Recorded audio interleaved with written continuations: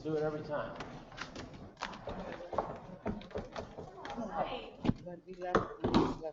Cheryl, how are you? Good. Joe?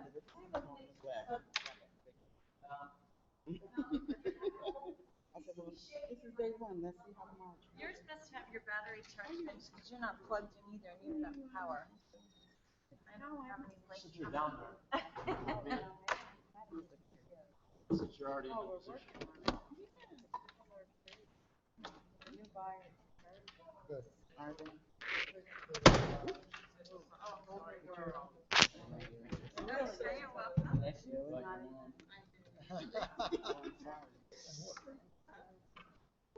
See if that helps.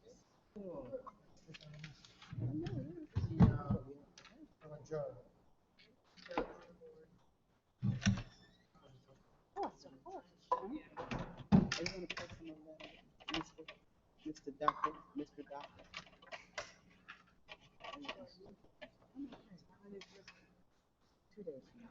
No wonder you are happy. Didn't you want some water? I already have a glass that I filled up. You're welcome. I'll be back on 6. Oh, that's nice. All right, let's see what happens. Oh, court. Okay. That's much better.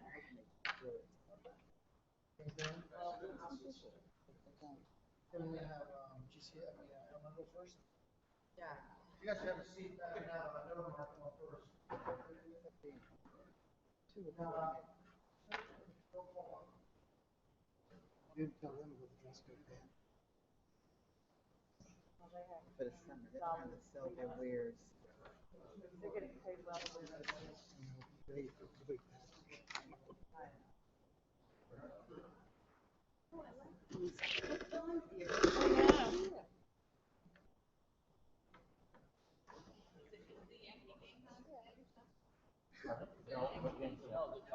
Who won the golf? What? It wasn't Jordan. No. That's all I know.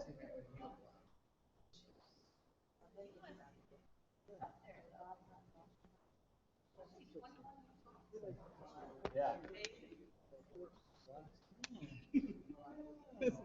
All I noticed is that I was meant to have I'll tell you, it's taking forever. That's not happened to them.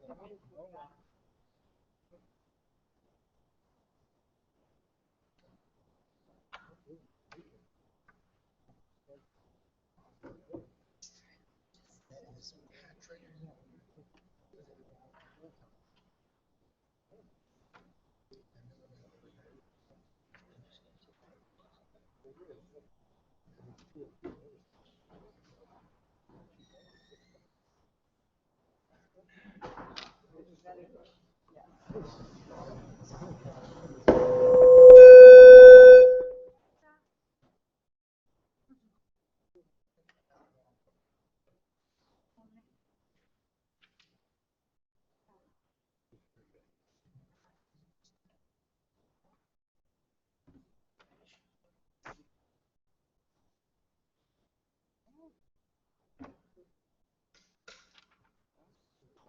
Presentation. Thank you.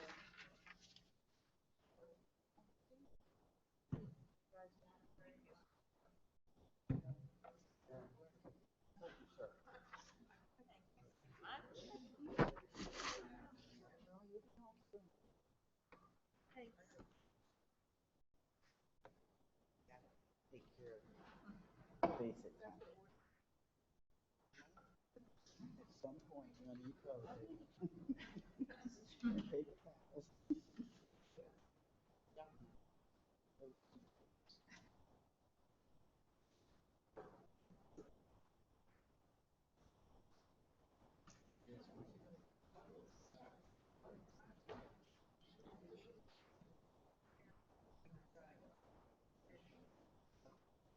Jen, what's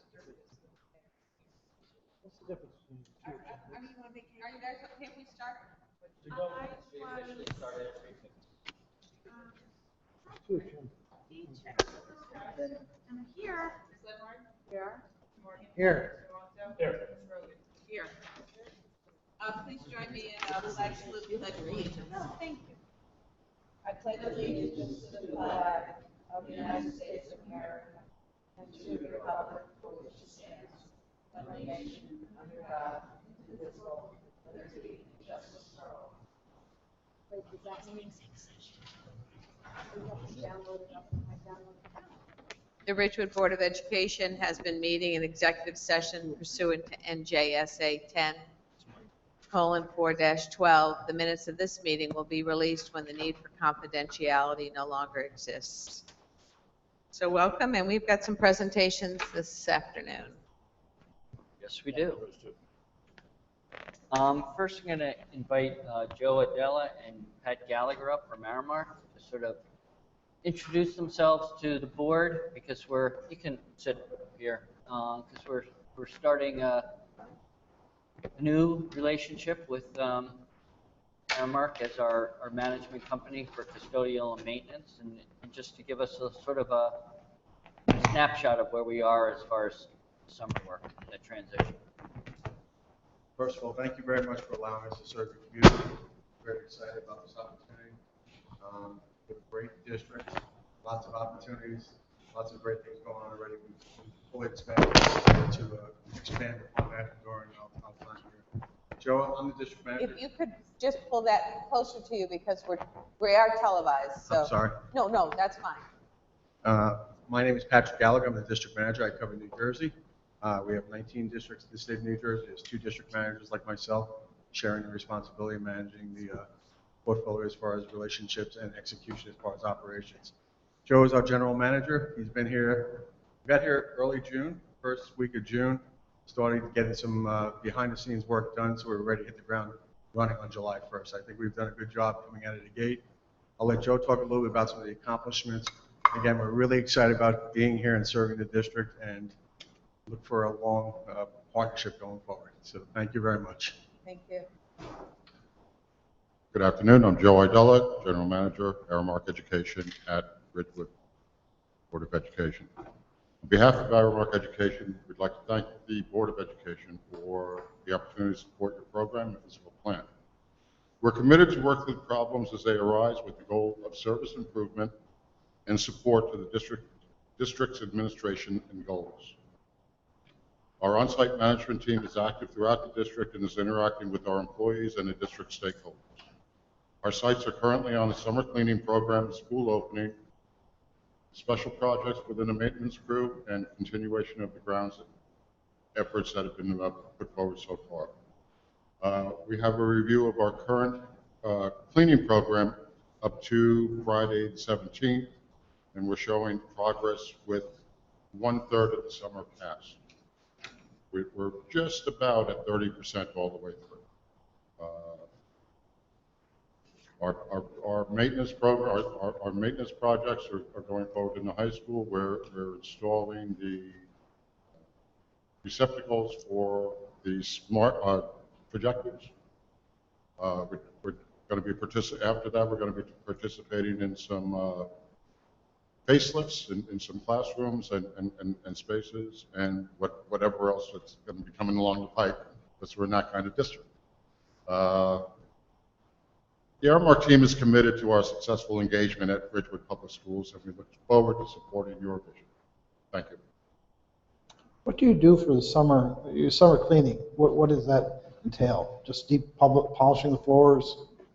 Basically, we have all the rooms in the district broken out, and what we'll do is we'll take them apart. For instance, in the classroom and office, bring all the furniture out, clean all the furniture, get into the room, do all the detail cleaning, any floor work that needs to be done. It's either carpet extraction, floor refinishing, or floor polishing, and then we reset up the room.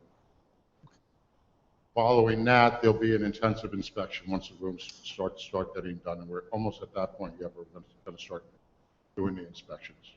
We do the same on public spaces, circulation, stairwells, etc., restrooms. Were you able to bring most of the custodians on board? Yes. Yep. Not 95%. Yep. And we're very happy to have Gene Frangipan and Glenn Schultz on our team also. Aramark is a very deliberate pre-employment requirement, a drug screen and background check that all employees had to go through. A few employees didn't make it through the pre-employment, but some employees we chose not to hire because they didn't meet our requirement as far as operational expertise. Yeah, can you say again, did I hear you say that some of the employees that you screened did not pass the background check? It's not the former GCA. We had people that walk up, additional employees apply, and they didn't pass our background checks. We had open positions. Some people chose not to work for us, and we had open positions. We had initial offering to the GCA employees, and then we had an opening, additional openings for employees with qualifications to apply. Some of those employees didn't pass the background drug screen. Yeah, I just want to make sure. It wasn't the existing employees. No. That's, I don't miss. that's I don't what want captured my, Okay. that's what captured my attention. You also have a contract with the, over here. I'm sorry. Sorry. We do this so we can surround sound you. It's very impressive today, really booming. You also have a contract with the union, or I presume it's the same union and the GCA used to have. Your contract with them goes out for a ways. Is it? Yes. How many years is on it? Well, each agreement is site specific, Mhm. but it's tied to the term of the contract, the collective bargaining agreement. All right, so you have one in place for the years of your contract with us. Yes, sir. And we have a full-time labor relations team that negotiate with the unions nationally. One of the complaints we got from the old employees when they were working for GCA is the health care benefits. They were unhappy with them. I presume yours are now ones they're happier with because I've seen some of the changes to it. Well, the benefits are delivered by the union package, so the union actually administers the benefits. We just pay a contribution into that benefit fund. Maintenance and custodians, I'm sorry, that's custodial only. Maintenance and grounds are on our benefit program, which Aramark has 270,000 employees worldwide. We're a $15 billion company. I noticed on some of the schools, your summer cleaning is, 16, 18%, but those are the schools that are currently being used, right? So August then, right. We have a strategic plan for the schools that are completely not occupied. We're focusing our teams there, and then when those buildings come, we'll pull those teams and focus on the buildings that have a lot of activities, a lot of camps, et cetera. So after school. Right.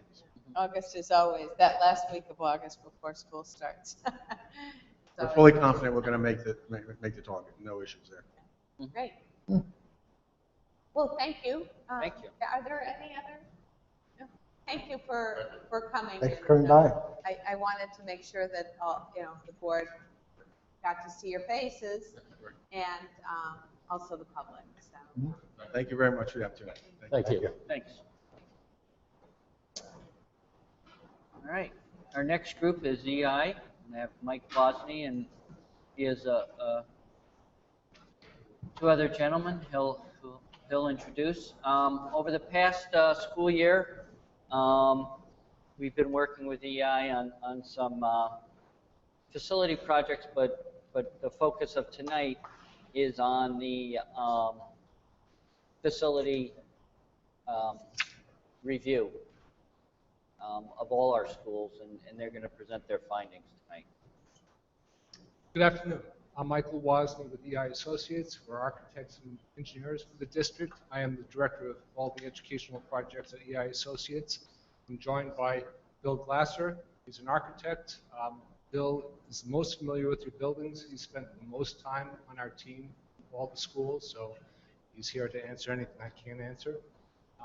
To my right is Robert Payne. He's our chief mechanical engineer. We brought him along because probably the lion's share of the work that we've identified is mechanically related.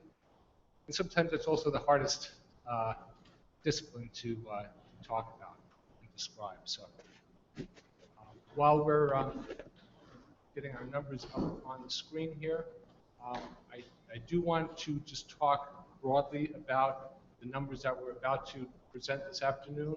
Anytime that we present numbers of this magnitude and this many numbers, we're very cautious because people tend to write them down, get fixated on these numbers. The first caution we want to say is that these numbers are conceptual in nature. Anytime we do projects for districts. You first identify the deficiency, you put a budgetary number to it, and as you move that project along, next step would be schematic design. The numbers will be more accurate, and obviously with detailed design, very accurate. So when you're going out to bid, you know exactly what the bids are expected to come in at. So we're at the very conceptual nature. These numbers could vary as much as 25%. Either way? Either way. Usually, most of our numbers are very close at this point. The reason I caution is because things come up. In fact, we're doing a window replacement project for you currently at George Washington School, and we budgeted for window replacement. You know, as we did a closer examination of the windows, we're seeing that some of the lintels appear to be rusted, and also a little bit of the brickwork around the lintels is falling. So that raises a flag to us that we may be looking at possibly recommending that some of those lintels be replaced at the same time that the windows be replaced. So something like that could obviously have an impact on the number that we originally recommended that you budget. Okay? So, and that's coming up at the schematic design level. So then we would make that recommendation, we'd do some probes, we'd find out about those lintels more specifically, and decide whether they'll be part of the window replacement project or not. And if they are, when we make the submission down to the State Department of Education at the end of schematic design, we will have that number in. And then again, that we could fine tune during the detailed design. So the GW project is the one I think we've approved for this coming year. This is the one that's in our capital budget. Right. When you first surveyed it, you didn't pull apart the walls, didn't pull apart what was there to identify the problems you're outlining now. Correct. And you're still in the conceptualization. You haven't actually put the thing out to bid yet. You haven't done the architectural work. That's correct. We're kind of finishing up schematic design. We've given plans to the district for their review, and we do want to find out about the lintels before we submit it down to the Department of Education. We're also working on a generator project for this building. And again, you know, the conceptual number could be ranging between the entire building being covered by the generator or just portions of it. That is being, you know, that was just decided right before we went to schematic design. All the numbers that are in our report do include soft costs. So soft costs were 25% on top of where we would expect bids to come in for contractors. That 25% includes a 10% contingency for any unforeseen conditions. It includes design fees, construction management fees, bonding fees, and anything else that might be project related. What's not in our numbers are environmental abatement. And that is because those are numbers that we would find out during the schematic design phase. Basically, we would have to do more design and share that design with an environmental consultant who would be able to see exactly what materials we'd be touching in the building, and then have those materials tested if they haven't been tested yet, and then we'd have a firm number on any abatement costs if there are any. Would that be like asbestos or something? Right, asbestos, floor tile, lead are probably the most common. What is not covered in our report is security. And that is because we need more input from the district. Security means a lot of different things to a lot of different districts. You know, it could be a cost per square foot number to cover a certain number of cameras and swipe cards based on exterior doors. It could be securing vestibules at the main entrances to the buildings. If it's securing vestibules, then that may require relocating main offices so that they're adjacent to those vestibules in order for them to work properly. And that's not the condition that we have in every school. So that's, you know, something that we could add to this report after some dialogue with the district. So that being said, let me go to the numbers. And you can see the schools listed on the left-hand side, top to bottom. The major categories, the scope of work that we have identified going across the top, and then you can see everything is populated with various numbers totaling down into the bottom right-hand corner. We've identified roughly $40 million worth of work that, you know, is facility related. The categories of mechanical, you can see that's the largest number. That's why Robert's here. Windows, it's the next largest category. We've got exterior work, interior work. We've got lighting. I just want to point out that interior work does include ceilings and lighting. Usually that work is done together, so lighting for a lot of the work is in the interior finishes category, not where you might find lighting. ADA compliance, that's another category we should talk about. The district is required to make programs accessible. That's what you're obligated to do by the law. That does not mean you need to make every space accessible. Making the programs accessible, you're satisfying the letter of the law. So, again, we don't know exactly what that means to you in the future, so we've included the worst case scenario in this column. We've got elevators and lifts located in this column, but these are things that you may not need to be doing anytime in the future. Last category is site work. That brings to mind there are some other items that we have identified in the report that we don't have figures to. That's because they require more study. There's a site work issue at the high school. It has to do with central courtyard and drainage, or lack of drainage, which is causing flooding. There are a number of different ways that can be resolved, but it does require further study from our civil department before we can even put a number to that. So again, that's why I'm cautioning with these figures. Now the next two slides, we took the first two categories, mechanical and windows, and we put priorities to those categories, and we broke those categories down a little bit, different items. One cautionary measure before we go to the priorities, these are our first pass, our impression of priorities. We are starting to get feedback from the district as to what are the district's priorities, but that's, again, that's a dialogue that goes on. And then when you start talking in terms of how you may implement these projects, then the priorities may shift depending on how the projects are being funded. So let me advance to this slide. So the mechanical Could you possibly go back to that other slide? Sure, certainly. You have site work listed there at BF is a considerable amount. And I know at Ridgewood High School you had mentioned the courtyard, and we were all sort of familiar with that scenario. The site work? Yeah, for BF. I believe we may have something that you're already addressing that has to do with drop-off. I'm sorry, what? The drop-off pickup area in the front of the building, I all right. think is in that number, as well as paving.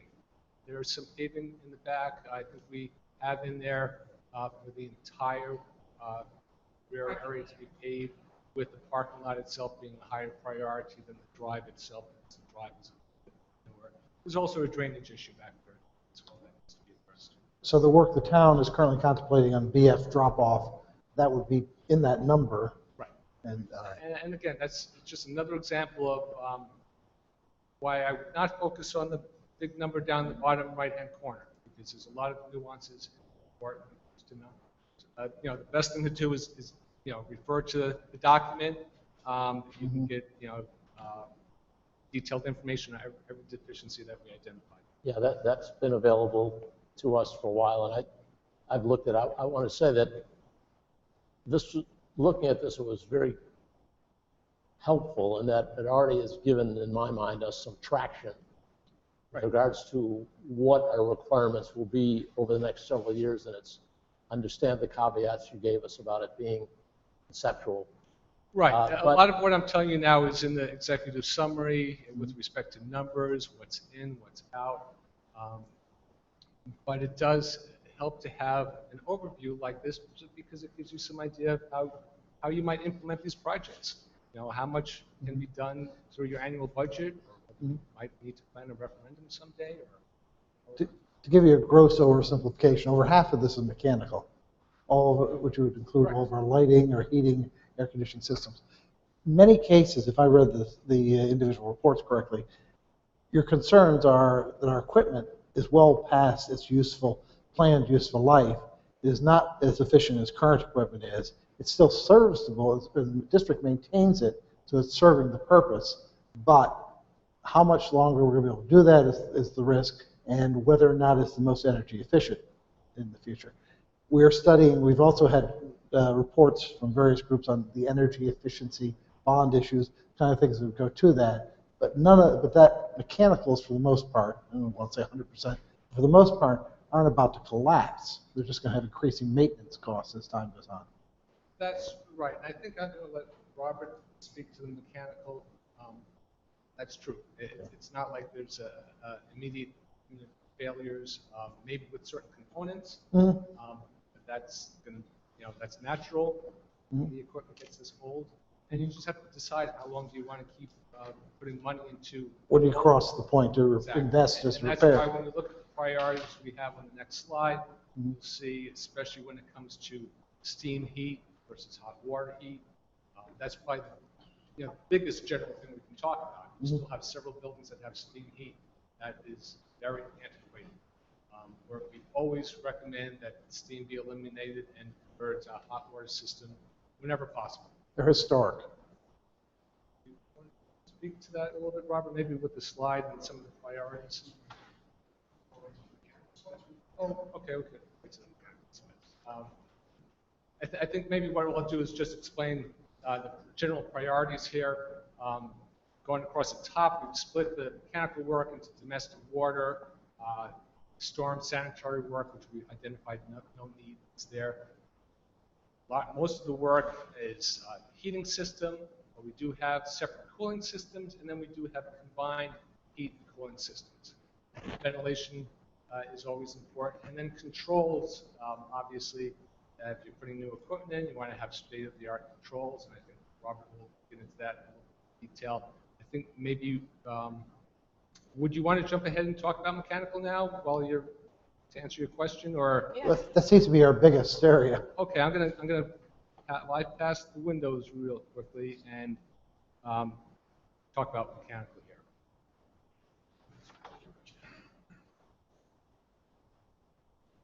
So basically, the mechanical programs fall into a couple of big categories. One is boilers. Most of the larger numbers are the conversion of existing steam systems over to performance hot water.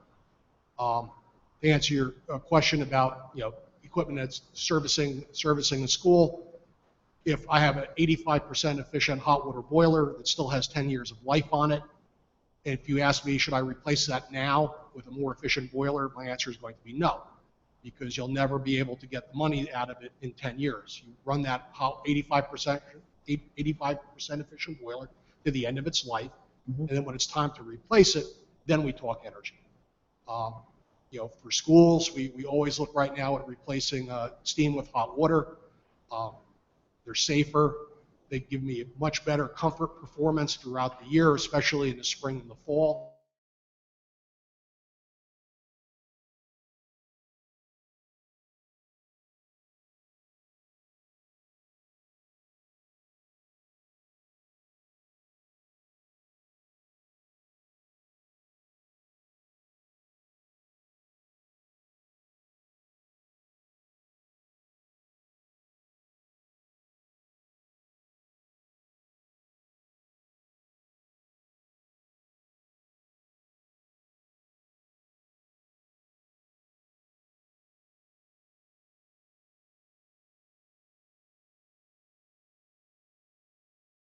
You have some airside equipment that's starting to reach the end of its life expectancy, old unit vents, some old RTUs.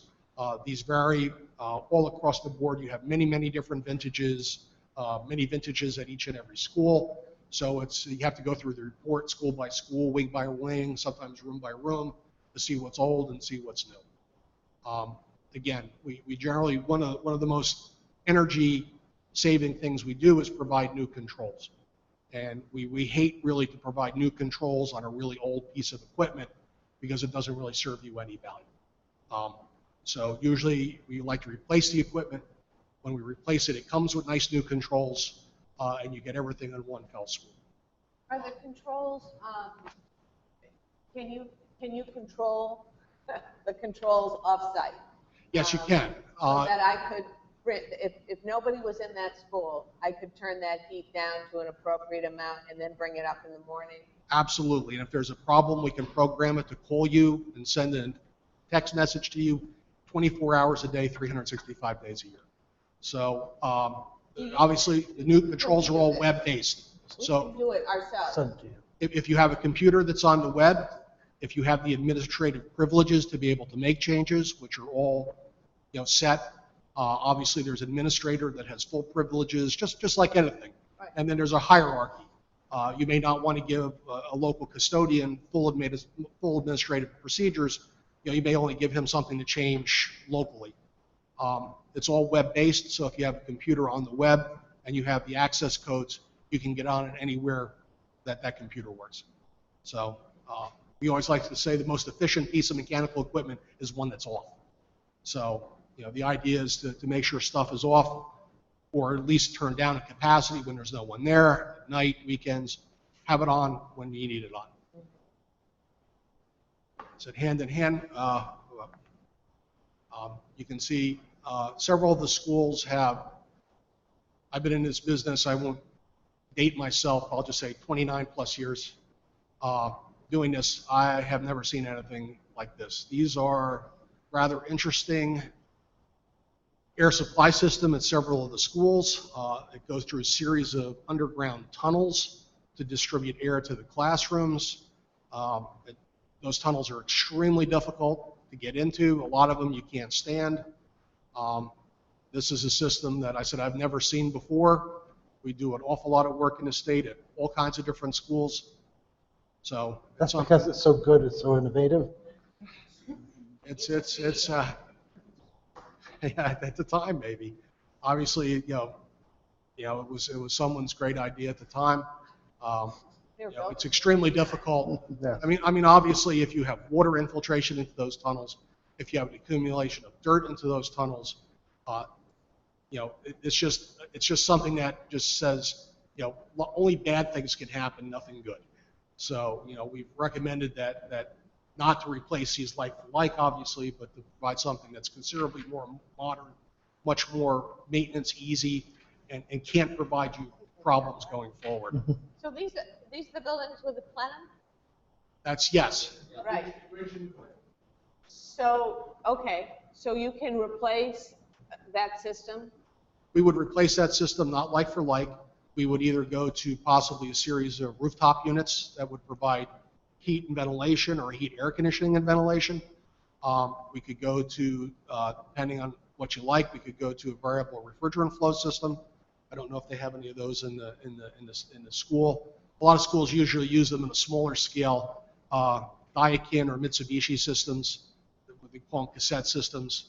These would be the big commercial versions of those. So, a lot of people do one classroom with one evaporator and one condenser outside.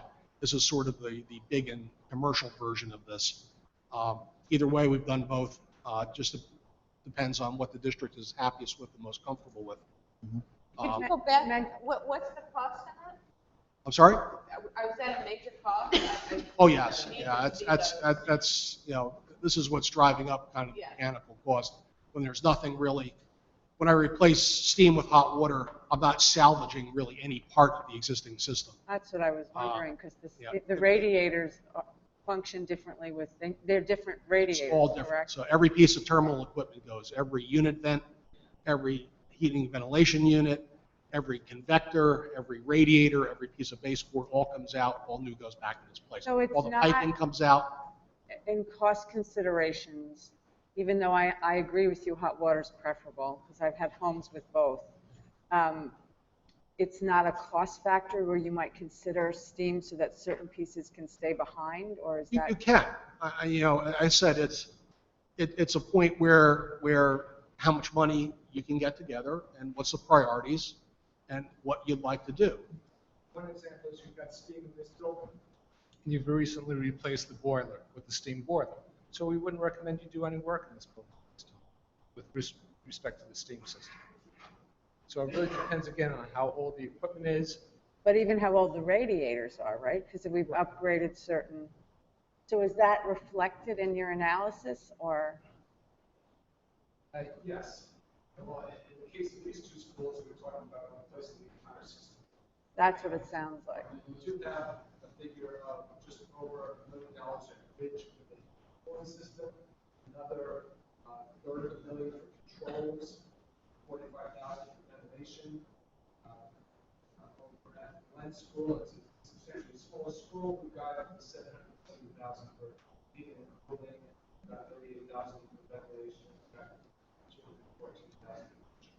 Now, does that Like these two include- schools, there's no terminal equipment. Everything's handled by this big central unit. So in this particular case, we're not talking about removing radiators. We're not talking about removing unit vents because there are none to remove Right. or anything to replace. So here, due to the nature of the system, there's nothing I can reuse or I would even remotely offer you to reuse. There are other schools that are 100% steam. This building is steam. So this building happens to have basically a brand new boiler in it. I don't think anybody would be very happy if I told you to throw it away and put it in hot water. But like I said, you have other schools where you have all old unit vents. So we're going to replace all the unit vents. Do I replace them all with hot water unit vents or do I replace them all with steam unit vents? That school probably has old boilers. Do I replace the old boilers with steam boilers? Because if I buy new steam boilers and I buy new steam unit vents, you're not going to convert to hot water for 40 years. Right? Oh, I guess I wasn't looking at it quite that black and white. I was more looking at it that some of the steam univents might be not need replacing as much as the boilers need replacing, but maybe that's not the case. Our only new units are in the newer construction, 1890. They're probably original or close to original 60s. So then is the disposal of the equipment in this included? Yes. Even if there's other environmental issues taken into consideration with disposal? No, we don't have the environmental. So with the disposal of this equipment, there'd be additional costs? Now remember, we do have that 10% contingency that is over and above everything. We do also have contingencies built into the detailed design portion of the project. So a lot of times, we're okay with the environmental issues. It really depends on the detailed design. With like a unit vent disposal, it would be rare that there'd be something in the unit vent. No, Right, I'm more thinking of those would be piping. pictures. It would be piping, and it depends on, I'm going to use the example of Ben Franklin, because that's probably the highest priority, because that steam system has, all the components are really well beyond their useful life. Got issues with unit ventilators, you've got issues with piping, you've got issues in the boiler room. So really all the controls, so across the board, all that equipment really needs to be replaced. That's why we've got that as a high priority. It's a large project, it's a very large building, so that's over a $3 million mechanical project. And the abatement, it's going to be involved mostly with the insulation on the piping, right? And then it depends on how that piping comes out. In somewhat accessible pipe tunnels, maybe the insulation comes out with the piping, maybe it comes off the piping before the piping comes out. So that's when the environmental consultant comes in and they look at our drawings and we're in the detailed design and determine what's the best way to abate any hazardous materials.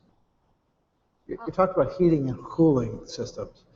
When you propose a complete redo like one of these, are you proposing a system that's both air conditioning and heating, or regardless of what's there now? Well, both Ridge and Glen are heating and cooling systems, so we'd be replacing them with heating and cooling systems. In the case of Benjamin Franklin, that is a heating system, so it'd be replaced with a heating system. Okay, so it's like for like. This is right, not. And again, that may change. It depends on the district's priority. The intent is to introduce cooling systems. Robert can talk quite a bit about that as well. Quite often we don't recommend combining the cooling system with the heating system if you're using unit ventilators. There's various reasons for that. If you're replacing the entire system and it was a ducted system, then yes, heating and cooling makes sense to do together within the same system.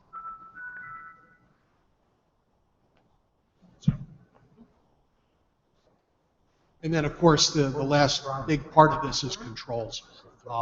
Most of the schools still have predominantly pneumatic controls. Pneumatic controls been a defunct technology for on about 25 plus years. You're not getting parts anymore. What tends to happen with these is things fail, they don't get replaced, and they get jinxed. This is usually what happens. This is usually when you go to a school and it's 10 degrees outside and all the windows are open, because the heating system becomes just one big on-off system. So it's either on 100% or it's off 0%, and there's literally nothing in between. So you're paying to heat the state of New Jersey. I love the state, but I don't really want to heat it during the winter. And unfortunately, like I said, we don't like to put new controls on very old pieces of equipment. It's not a very good investment. But we have amazingly low as a percentage of the district costs for utilities. We're very low compared to the models that are being shown. The problem is discussing we do experience because of the controls. Yeah. Well, this building's actually a prime example. The number of times we come to meetings in the winter, it's too hot in here, we end up opening up a window.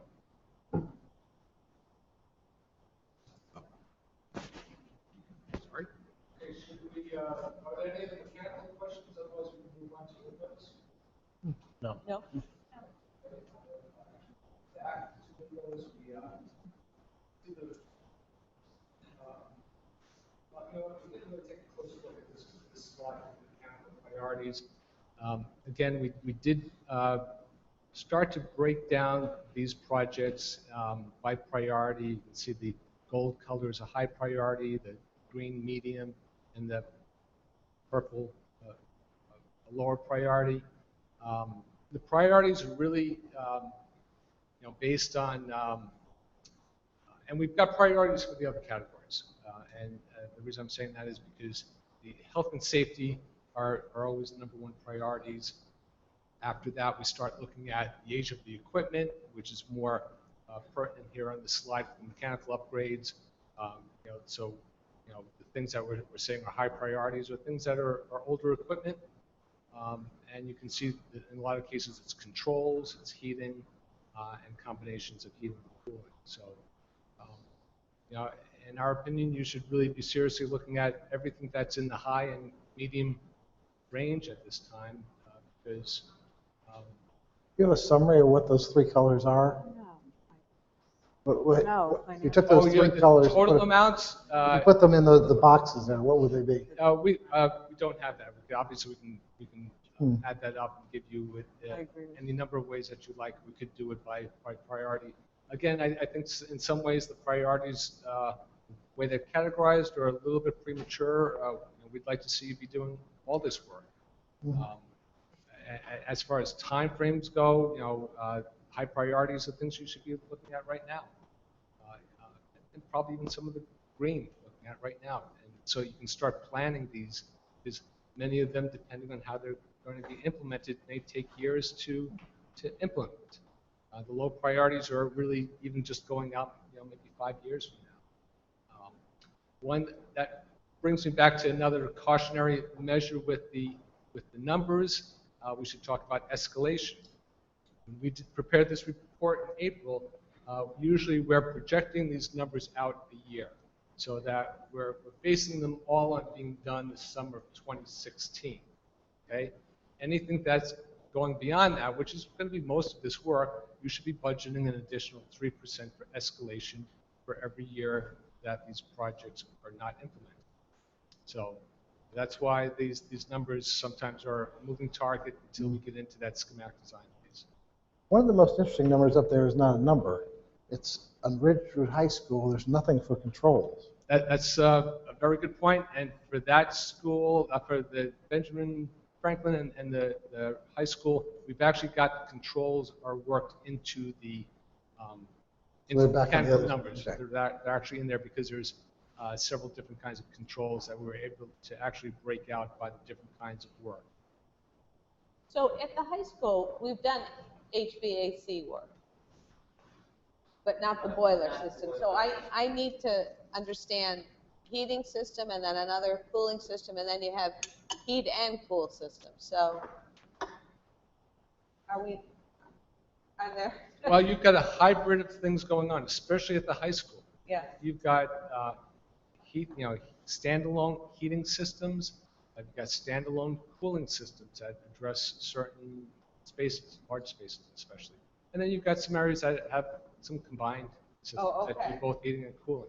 Very large building that's been added on, as you know, over many years. So usually you've got different systems associated with those different construction areas. So if you're redoing this, would you end up still with different systems, or would you try to unify it so it's one system throughout a facility? Well, I think, again, Robert can speak to that. What we try to do is uniform as we're moving along. We try to use the latest technology, which, you know, is condensing boilers, hot water systems. So that's why we're not always going to say, you know, convert to steam right now. We're not always going to say, you know, do the same thing in every building, but we lean towards doing that, so there is some uniformity. See?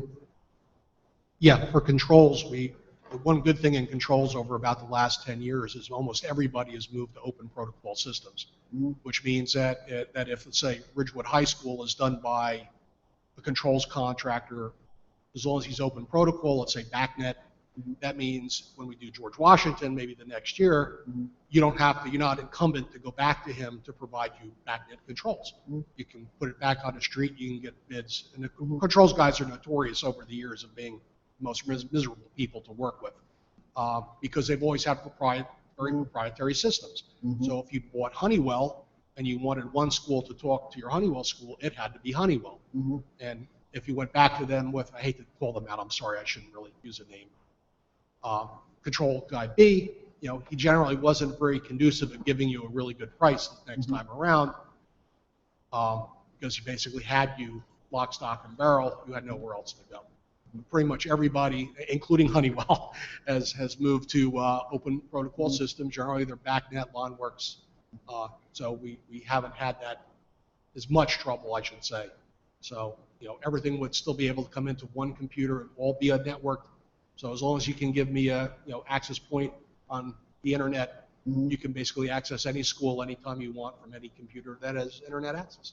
So this should improve our maintenance program, that we're uniform and you have similar. I see the man back there who's always called upon when something breaks down, and his life will become easier if we have similar systems across everything. I mean, if you have hot and cold complaints, you can go on the computer first to see if you can verify that there really is a reason to go send someone for a hot and cold complaint. So if it's 73 in the classroom and it's like today outside, you can call and say, no, you're fine, and not have to dispatch someone, waste their time, where they can be doing something that's of more value. Again, failures, failures come over the internet. So, if you have someone that's assigned to monitor those, you can send it to anyone. You can send an automatic message to anywhere, to any smart device, including a cell phone, that you have a problem. If a boiler fails at Benjamin Franklin, someone can be notified over the internet. You don't have to go there and look at a red light to know something's not right. Okay, let's talk about Windows. Got a similar slide. I'll go over this slide briefly, and then I'm going to give Bill a chance to talk about the Windows. Again, we've got priorities here. Sometimes Windows are a little bit tough to prioritize. Certainly, energy efficiency comes into play. If you're talking about single-pane windows, we're always recommending that they be replaced with dual-glazed windows. Sometimes the age affects the operation of the windows, and sometimes that could be a safety hazard if you've got sashes that are stopping that don't have drops or don't have stops on them so that you can open them completely where you don't want to open them completely. Sometimes you can't find replacement parts. So, a lot of times we do have a dialogue with the district in terms of prioritizing these. You'll see the interior glass column is all prioritized as a high priority. This is because in many of the schools, most of the schools, you've got wired glass. It's not safety glass. So I'm going to let Bill speak a little bit about that. We've got categories are exterior glass, interior glass. So, Bill? Do the interior glass partitions pertain, they're not safety glass, but are they a safety hazard right now? They're more of a concern if they're near exit. They're high traffic areas. By code, you've got to have again, you're grandfathered with wired glass. A lot of districts that don't replace it until it's, in need of replacement for other reasons. But there are districts that make it a priority, and if you're doing window replacement, you try to handle all of it at one. Can you go back to the cost for the? Sure.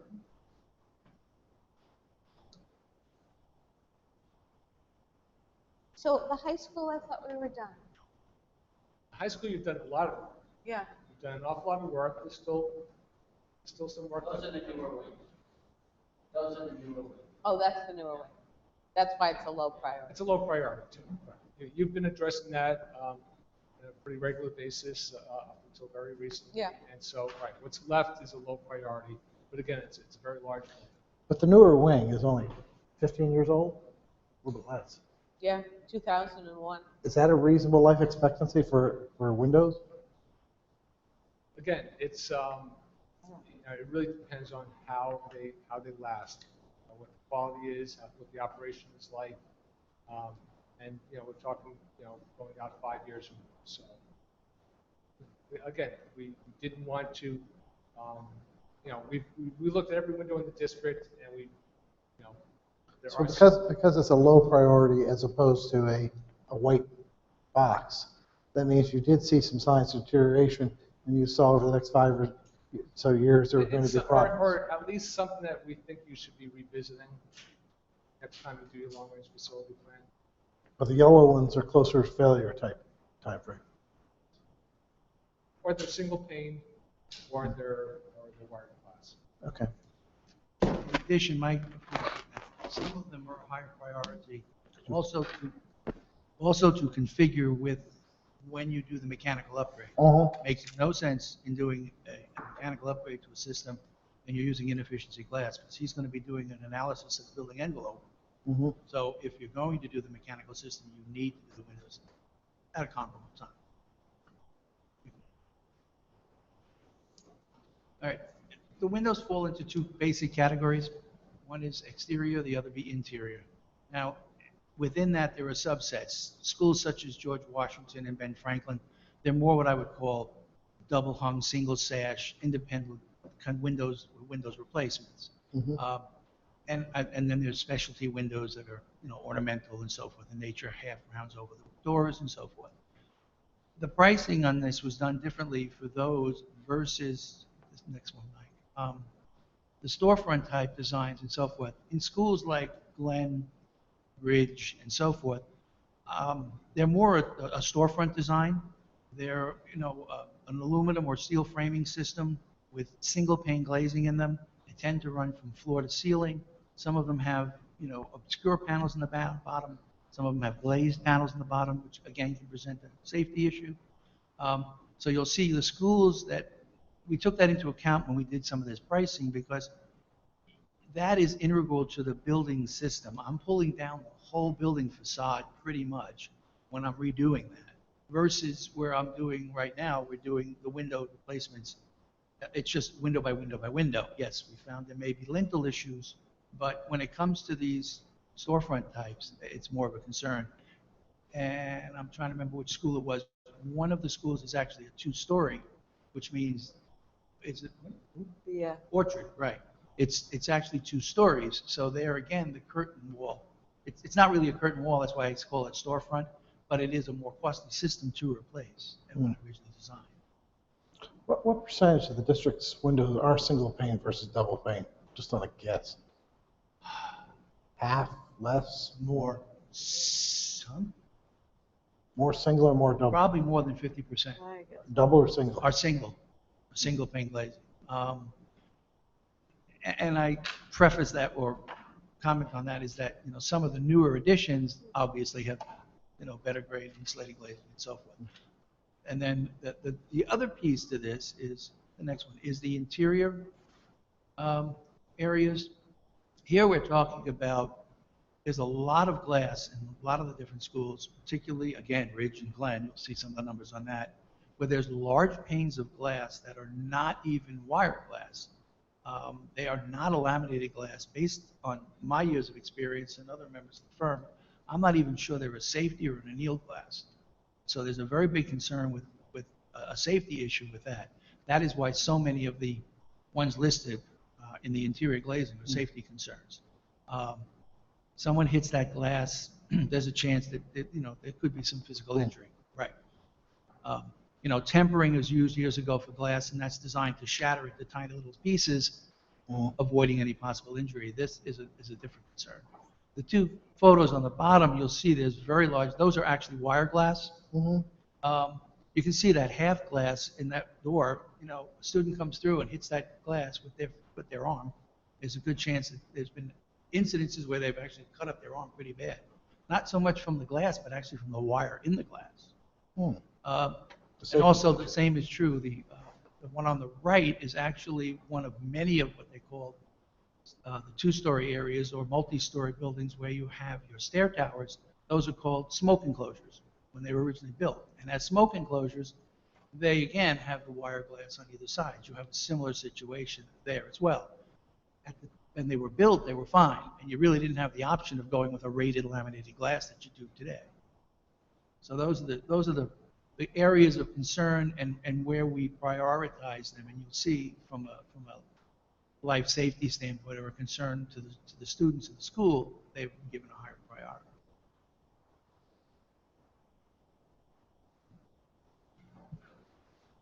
That covers what we have to present to you. We'd be happy to answer any. I was, one of the numbers that, in addition to the mechanical at the two middle schools and the high school, the numbers on Ben Franklin for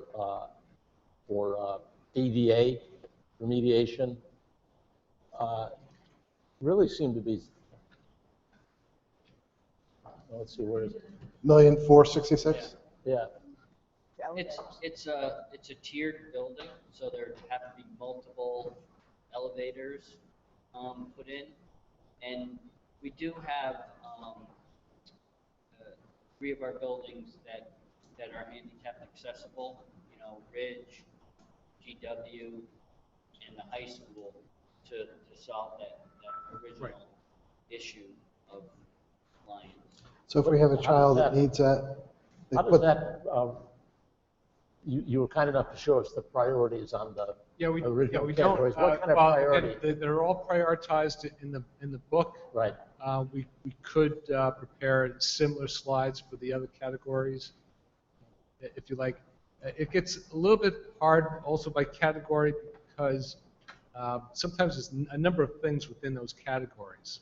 So then you're looking at a number that's got some high, medium, and low items in there, and we've got to make a call. Well, the majority is medium, we'll make it medium. So those colors become, maybe less accurate or important as you get into some of these smaller items. But certainly the report has, in our opinion, what are high, medium, and low priorities. But from our purposes, you're much more expert on this, and you have made that cut. We don't have the ability to do that.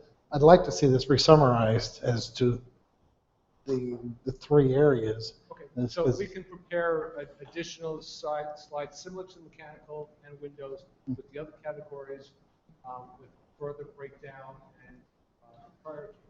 To give us an idea how to prioritize what we should be looking at kind of project, there's a lot more work that has to be done before you're going to get anywhere near putting together proposals or putting together bonds or anything of that nature. But we need to see how it lays out for the future. Right. There's a lot to consider. Certainly, just in what we've talked about here this afternoon.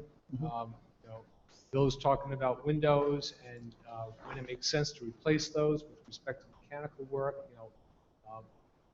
It's also the logistics. If you're replacing unit ventilators that are in a curtain wall, it makes sense to do that work at the same time. So there's a lot of things that go into deciding when to do the work, how to implement it, how you're going to bundle bid packages, how are you going to fund it, and also starting with those prioritized items. But looking at it, we've been focusing on things that need to be done. You can walk away with the impression, boy, there's a lot of stuff wrong with these schools.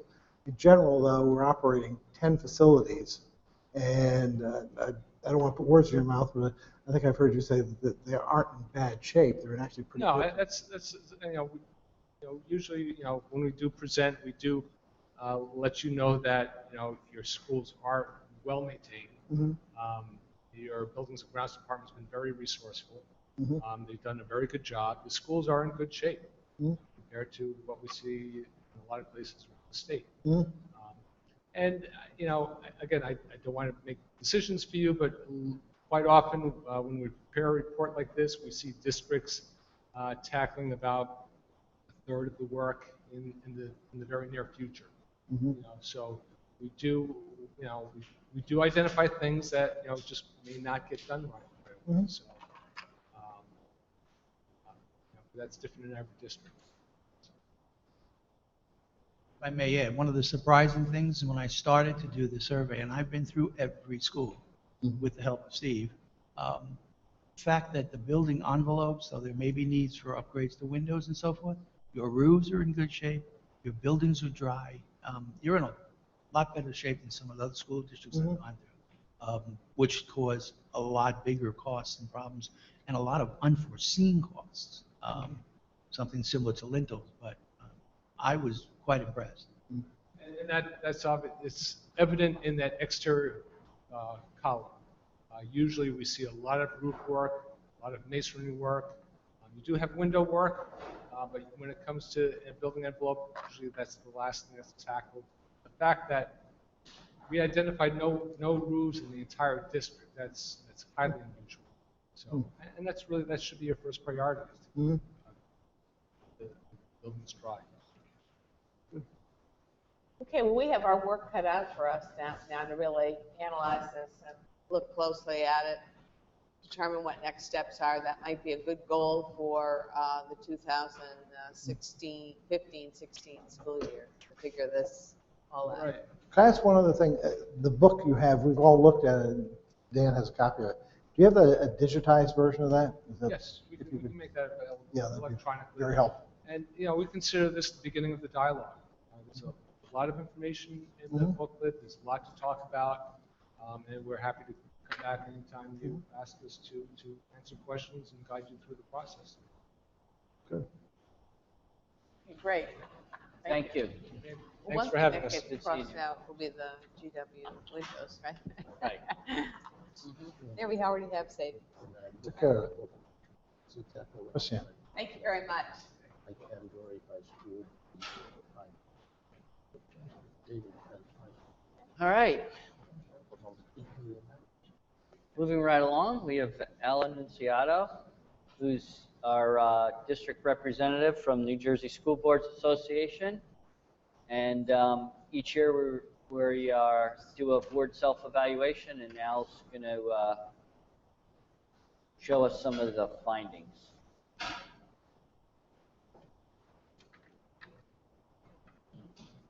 Welcome, Al. And Dan forgot to tell you, too, you didn't have to wear your tie and jacket today. I did. Oh, he did? Oh. These are my attire. But school boards likes you in that attire. Yeah. I know. See, I got mocked for wearing a suit and tie the last board meeting, and they all came like this. As you should be, because you are, and I just have to show up and look.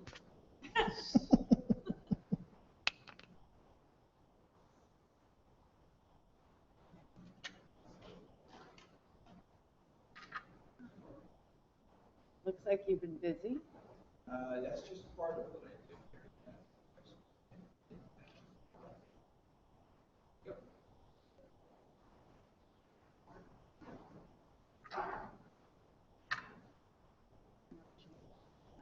Mm-hmm. I think that always looks the same.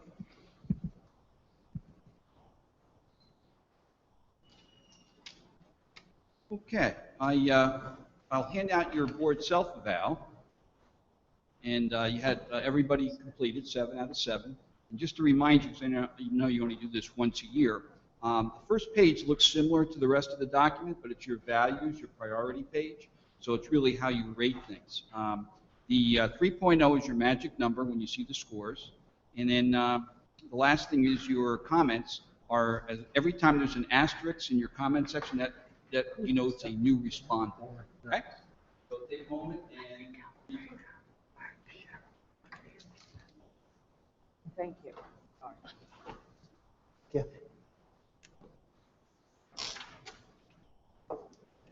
Thanks, Diane. Al, I just asked a question, Michelle, I'm trying to figure out. The 7th is Alfredo, or is it? Yes. Okay.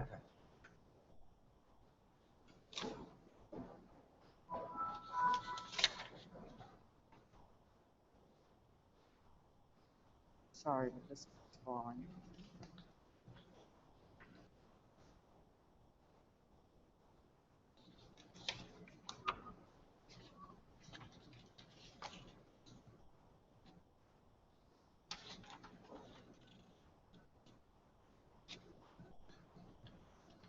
Since these are your copies, feel free to mark them up. They are a terrific source of board goals, not your district goals, but certainly your board goals.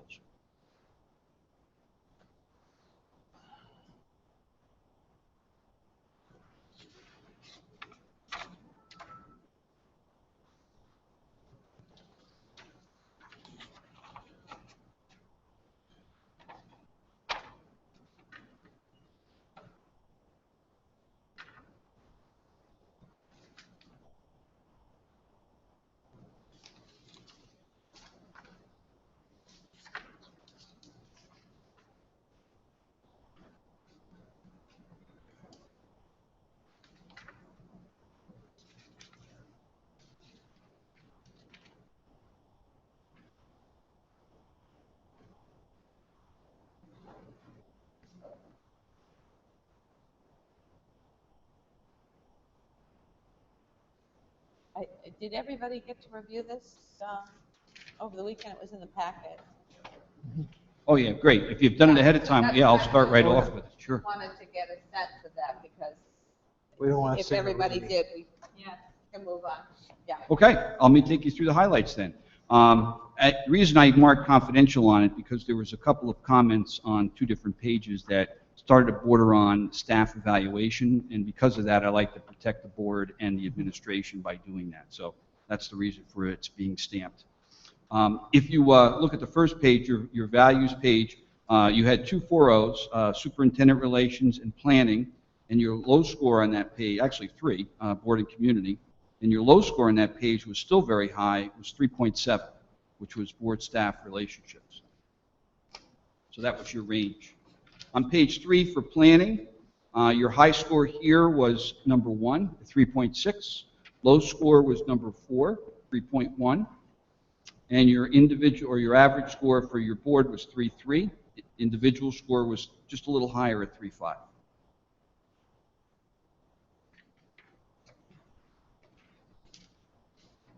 Okay, on to page 4 is policy. Another high score, 3.7. In fact, you had 3.7 on all of your scores, numbers 2 through 5. And your low score was still very good, 3.6, which was number 1. And your individual score there was 3.6.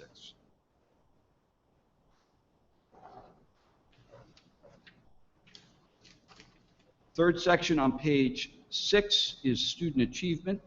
3.7 was your board score, and you had actually either a 3.7 or 3.6 on every item. And then your individual score was the same at 3.7.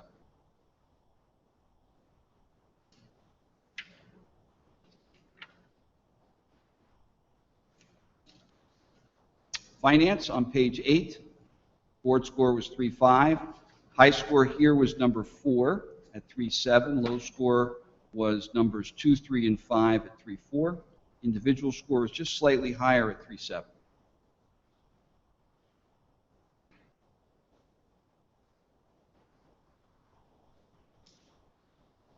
Page 10, board operations. Now, this entire page is your board score. Your individual score is on page 11. So if you look all the way to the bottom, you'll see that your board score was 3.6. High scores here of 1 and 2 at the top at 3.9. And low score was number 3 at the bottom at 3.1. Individual score here was 3.7.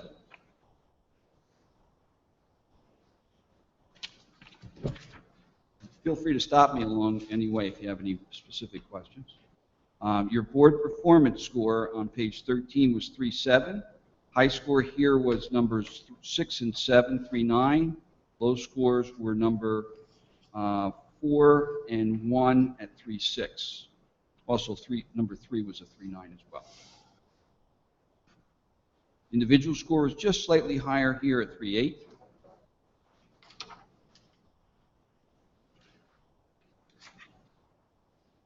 Page 15, board superintendent relationships. The score here was, board score was 3.5. High score was numbers 4 and 5 at 3.7. Low score was number 2 at 3.3. And the individual score was higher at 3.8.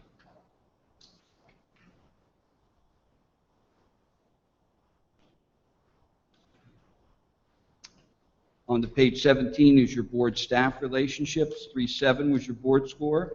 You had 2 3.9s, numbers 3 and 4, and number 1 was 3.4, was your low score. Individual score was 3.8.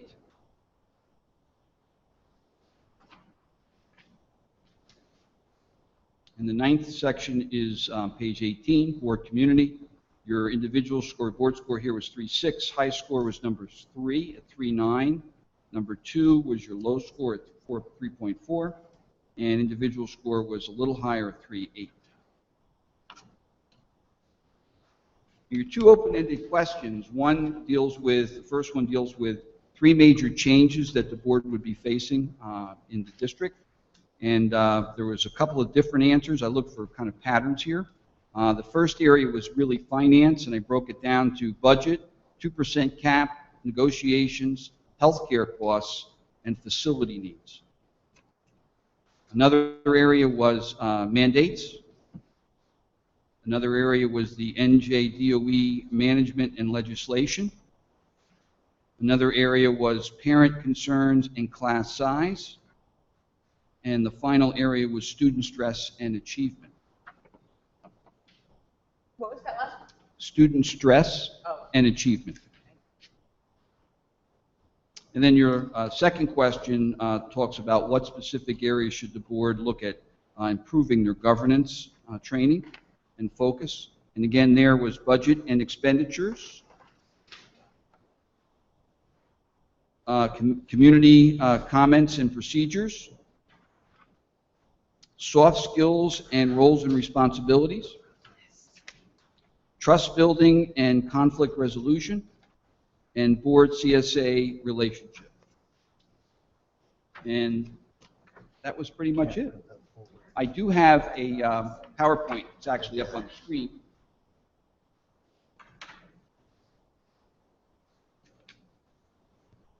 Thank you.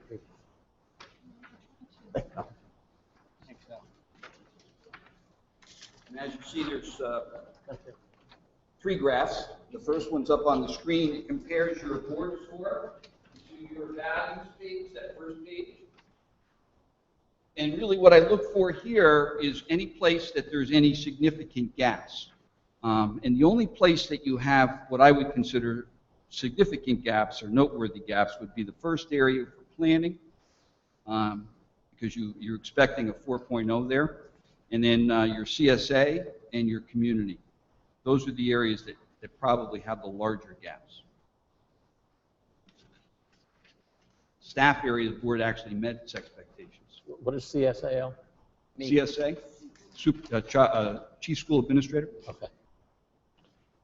How big, these gaps are, each look less than 1. How, is that indicative of many districts, or is it high, low? Gap size? Yeah. The gap sizes those sizes are probably about what other districts have when they have issues that they want to address. Nothing, outstanding. I have some that are more than a point or 2 even. But you're certainly not in that range at all. Those are the ones that bring the armed guards to.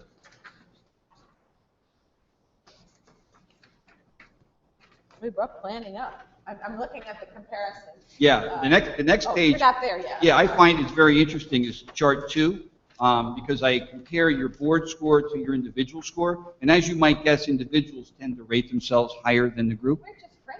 Yeah, well, that's human nature. So, factoring that in, you can see that you actually there's no gaps. I mean, it's very minor between the individual and the board score. In fact, in policy, your board score was higher, and in student achievement, it was the same. And then the third chart, as Sheila mentioned, is your kind of your trending from the last 3 years. I look at your scores over the last 3 years because you really should only be comparing yourselves to yourself, not to any other district. And you can see that for the most part, you're trending up. The only area where you actually went down a little bit was finance, but it was 1/10 of a point. I don't find that significant. And in CSA, it was even. And I think student achievement was even from last year. But every other area, you actually increased your score from last year. But it does look like there was a dip last year that we recovered in a number of areas, 4 or 5, where they were higher this year than last year. But well, remember your area last year that was an issue was planning, and I think you've really addressed that because I know you worked on strategic plans. So that's obviously a way to address that. So any questions, comments, anything I can assist with? No, Really, I feel like we've really sort of gone over this. Yeah. Individually together and put a lot of thought and Yep. effort into it. And this is just sort of reflective of all. Right. So. And I have to tell you, I commend you for that because I do have some districts that just basically put scores down, and you guys don't do that. I mean, you could see there was very, very in-depth comments, and I think that's really important. That's where the value is. It's one of those tools where if you get what you put into it. So if you take it lightly and don't do much with it, you're really not going to get much out of it. But I think you're taking it very seriously, and I think that will help you continue to improve and move forward. Yeah. And most people, when they self-evaluate themselves, give them good grades. You're very self. Well, not always. You'd be surprised, Jim. Well, that's what I have to ask you. I have some districts that don't boards that don't evaluate themselves highly. Really, they come significantly lower than this. Oh yeah. Oh yes. Remember, 3.0 is the minimum, and you're well over that in all of your areas this year. But I have districts that have below 3.0 in one or more areas. When you say minimum, what do you mean by minimum? Well, 3.0 is what we consider, if you look at the scores, that's what the area that you consider good. So if your average score is 3.0 or higher, then we consider that a solid score. Obviously, the closer to 4 you are, the better. Anything less than a 3.0 means that more than one person has it on the right side of the page that maybe needs improvement, or you consider that performance adequate, that might be an area you'd want to focus on. What would school boards do, and what kind of reaction do school boards have if there are something lower? Well, it's really not, local boards really then need a kind of a corrective action plan, but I look at it as an opportunity to set board goals. Because your board goals focus on 2 things, your process and your procedures, which is really what this report is. So if you look at that, you can really set goals right from that by using the indicators that are listed. And most of the boards that have areas that are dipping, in some cases not below 3.0, but maybe closer to 3.0.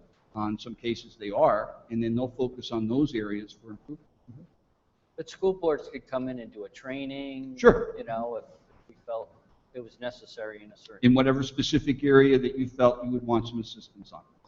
You've been doing this, the school board's been doing this over a long period of time. Correct. So you have good longitudinal information about how districts do generally.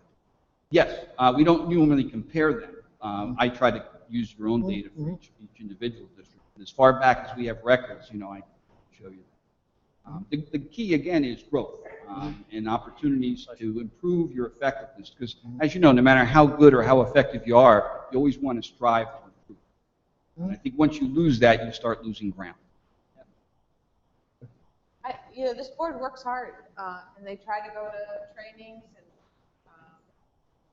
and build capacity and knowledge. So it's a hard-working board. Well, I think that's very clear in the number of certified board members that you have out of the 5 board members. I think everybody has certification at some level or another, and that's not typical. Most boards I work with have a couple of people out of 9 where you've got the entire board engaged. And I think that's the key. I think, growing and learning and discussing and moving things forward is absolutely the way to go, because we're in a very dynamic environment, as you know. I mean, it's hard to keep up. But being able to be proactive and do your own professional development as board members is really very valuable. So Al, you're going to put a good word in for all of us and try to increase our salaries? I'm going to double your salaries. You are, And the check's in the mail. gold stars for everyone, at least. Absolutely. Okay, All right. thanks very much, Thanks a Al. lot. Thank you. Good to see everybody. Have a great rest of the summer. Oh, thank you, you too. It wanted to slow down a little bit. That would be really nice to just slow this summer down a little bit. We've done our ethics, we've read it out loud, we've reviewed it again when we did a reorg, so signed it. So I think we're In good shape. on target. Yeah, the one thing you may want to consider that's happened recently is the advisory opinions that you've probably seen in school board's notes. We're trying to stay up on those. Mike Calver's doing a really great job with that and giving us information. So most of our updates on ethics has been focusing on those areas. Yes, we have been seeing So, those. yeah, if you've been staying up on those, you're right on target.